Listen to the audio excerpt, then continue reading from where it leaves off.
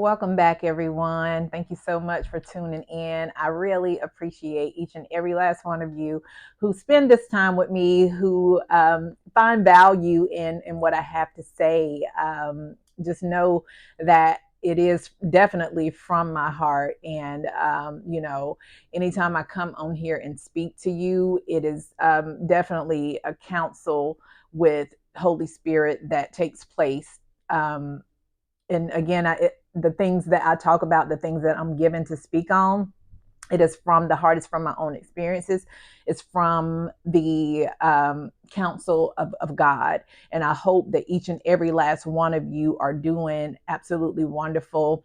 And those who are new to this channel, first time viewers, thank you for taking time out to join us today. And I hope that you would like, share, and subscribe.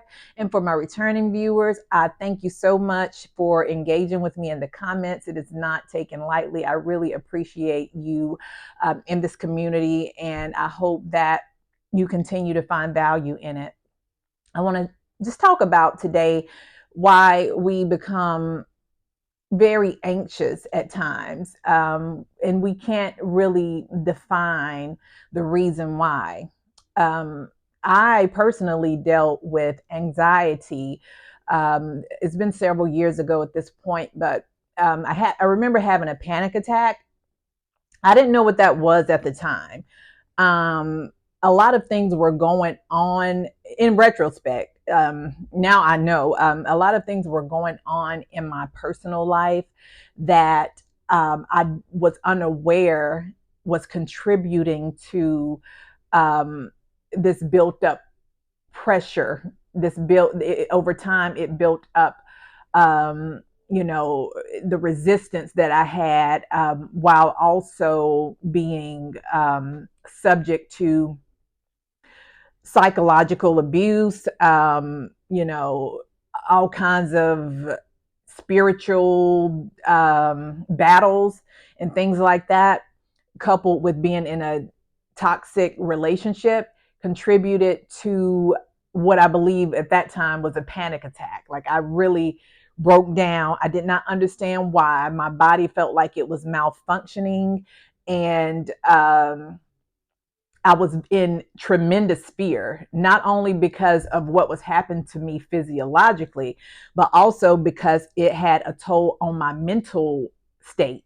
So my psychological state was not in balance, nor was my physical um, being. So I'm dealing with almost what I would refer to as an out of body experience. It's like I was detached from myself.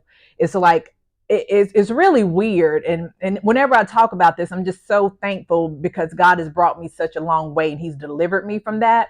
And I know all things happen for a reason. Um, but at the time, I really didn't understand it.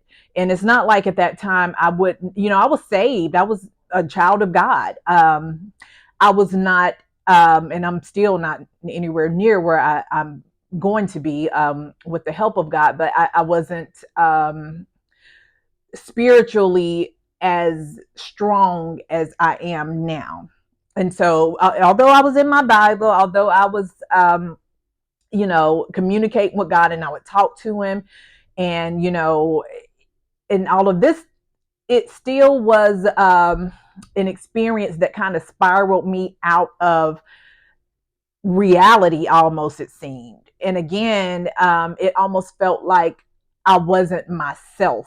And there's an actual term for this, and I was never diagnosed with anything, but once I did my research, I understood that these, what it related to, I think the closest description or definition was um, disassociation or disassociative syndrome or something to that effect. You have to look it up. But basically, the gist of it is that, excuse me, I dropped something. So you feel like almost you're detached from reality, like you're almost having like an out of body experience. It's like it's not you. it's like you're observing yourself outside of yourself. It's really weird. And I remember that at that time, I was very fearful. So not only was I in fear of like everything concerning my health, my mental state, I'm like, am I going to go crazy? Like, what's going on? You know what I mean? And I know children of God, God's people can't be like, possessed. We can be oppressed and, maybe even depressed. But I knew God was always with me, but the way that I felt at that time, I felt so alone at the same time. As far as like someone in, another person understanding what I was going through. I remember talking to some people at that time close to me, or getting some, trying to get some kind of counsel about it, and it's like I don't think anybody quite understood what I was dealing with or how it felt. It's almost like I was trapped in this world and I'm not supposed to be here, which in certain cases is true. This is a temporary place, but it's almost like I was. It was like a claustrophobia too. It was like I'm here, and it's like it's something beyond this that I'm not even supposed to be here. It was weird. It's like, but I'm alive and I'm in this world, and I'm supposed to be here, obviously, but it's like I'm freaking out because I know it's almost like I'm trapped in it. It was the weirdest thing, man. I've never experienced something like that in my life. So it was a series of these things, right? So first it was the panic attack that came when I remember I was headed to Six Flags at the time. This was years ago. I think I was in my early 20s and stuff.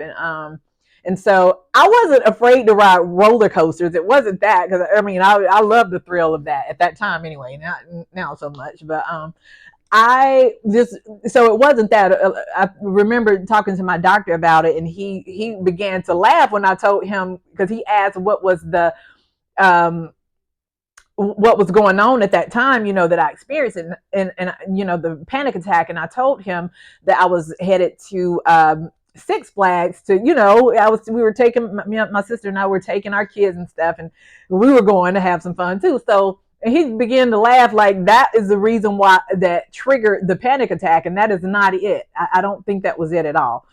What I know and believe now is that it was years of trauma, years of constraining or restraining my true emotions and feelings, trying to be too on the surface. Mind you, I hadn't had any counseling or anything at this time. Like that wasn't even in my vocabulary. It was just something that I was basically holding in, like all of the things that I'd experienced, all of the trauma and abuse that I had endured for so long. It was a build up of that contributed to the dysregulation of my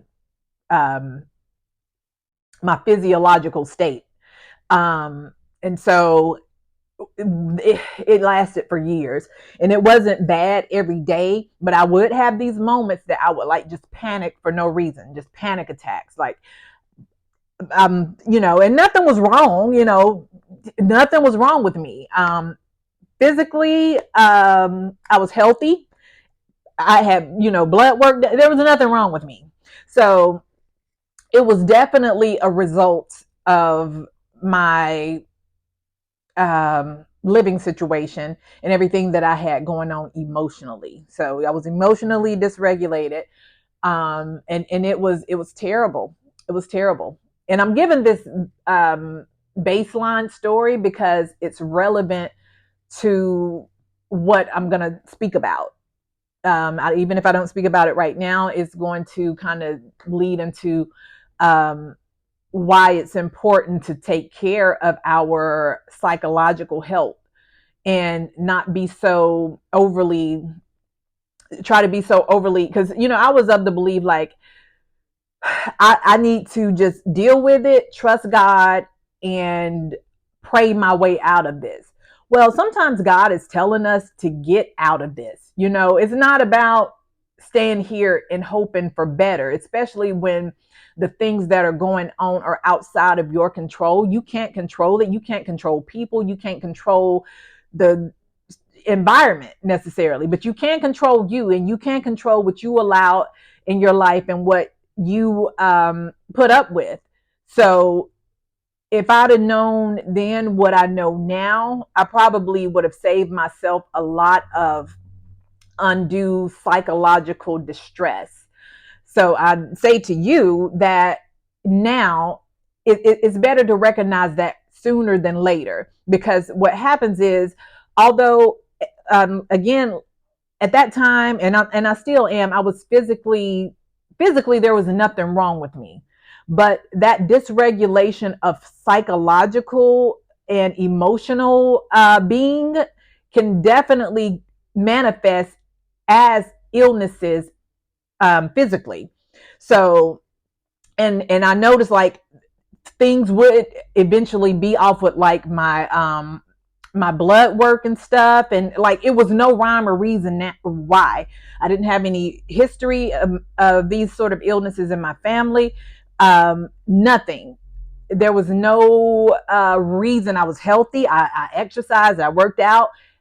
Psychologically and mentally, if you are not um, healthy and balanced, it can definitely contribute to physical illnesses, up to including a means for you to leave this world. Like you can die from the psychological ramifications of distress. I mean, and I'm sure a lot of you know that. I mean, it's scientifically proven as well. So, for the sake of me trying to save face and trying to be, I don't know if I should call it like overly righteous, or maybe it was even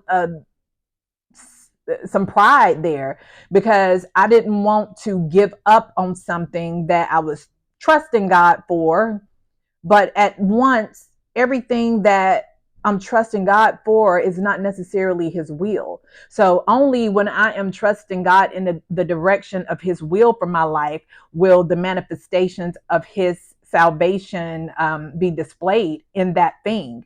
When I'm trusting and it's my own will and opposed to His, then that could very well be why I'm experiencing these same things with no change, no um there's nothing that is an indicator of this being the will of God. Everything is actually pointing directly against it. So it's not like it should be. And again, I give myself some grace, because at that time I just was not aware. I didn't have the knowledge, right? I could only think and apply what I knew at that time. So I don't beat myself up about not knowing. I don't beat myself up about the prolonged um, time frame that I endured these things for the sake of trying to be faithful in it. But I have learned. And so again, I'm taking the lesson from it that it's not wise to long suffering is relative, right? So like I can suffer long, but I'm not to suffer till death. Long is my tolerance level. Long is me using wisdom to discern what the benefit of this suffering is. Now, if I'm doing it because I see the manifestations of the good at the end, but yet I'm not seeing any sort of fruit that is leading up to that, I don't see any consistency, then more than likely I have this vain hope that it's not the will of God. And I'm just setting myself up for disappointment and failure, because just because I want it does not mean that it is the will of God for my life. So I had to learn to let go of stuff, let go of people, let go of situations, let go of anything that I felt, and that I knew after a certain amount of time, and I'm seeing the fruits of it or the lack thereof, I don't see anything moving. So, but my emotional state dysregulated all over the place. That's not what God means by long suffering. So if I can't suffer long and be in peace and be happy, and is it uncomfortable? Yeah, but miserable? No. We need to really be more definitive in our understanding of what that means when it comes to like being in a relationship or a marriage or anything, at a job or whatever it is, and you are suffering. God has not appointed us to that sort of suffering. Like, it's not beneficial. It's not making me more Christ-like to do that, because he's already done all of that for me. Now I can follow in his steps, but I am not Christ. He's already done all of the suffering for me, and I'm here to let his light shine through me. And how can I do that if I'm dysregulated emotionally, physically, psychologically? How can I be a witness, a true witness, if my mind is not set on Christ, because I'm taken back. I'm taken back because of the reality of my existence and what I'm living in and the fear, So it's important that we really be able to differentiate between what the will of God is and what our will is, even if it seems like it's a godly will, because just because we marry someone does not mean that was the will of God. Hopefully, I was pretty young when that occurred. I was 18. I was only a few months from my 17th birthday. So, you know, hopefully, I mean, it just wasn't, it was a lot going on with that. So that is something that, could be, we could dig way deep into that. But like, hopefully at this age, we would know how to distinguish, or at least better than an 18-year-old would. We would know how to discern what is right for us, and we would have the knowledge and wisdom to make that decision based on better reason. Not because my reason was not even good at that time. My reason was for fear of being condemned and fear of being ridiculed because of having a child out of wedlock. I don't even know if it was love. I didn't have the right counsel, I guess, to kind of like say what it was, or maybe you shouldn't, I was 18. Come on now. Like, so it was just a lot. And hopefully this will help someone who may fall under these same instances of where you feel like you have to endure these sort of traumas for the sake of Christ. And that's not true. That he's already endured that for us. So he doesn't want us to suffer in this way, because once I was set free from it, it was like, why didn't I do this 10 years ago? I had no doubt, no regret. I didn't second guess it. Once I had the knowledge of what I was dealing with and what was going on, I could move forward in a healthy way. I could forgive myself, knowing God forgave me. And a lot of it was self-condemnation. A lot of it was toxic beliefs in how God would view me, or worse, how people would view me if I left the situation and just didn't stick to it and trust God. So a lot of displaced realities for that situation. So I hope, I'm just sharing part of my life that I learn from, and I hope that this maybe can help someone again who's dealing with um, a similar situation, or thoughts, feelings, that sort of thing. If you like this sort of thing, please subscribe, like, share, and comment. Tell me what you think. Tell me maybe about your experiences, something similar, something different. Have a good one, y'all. Keep shining.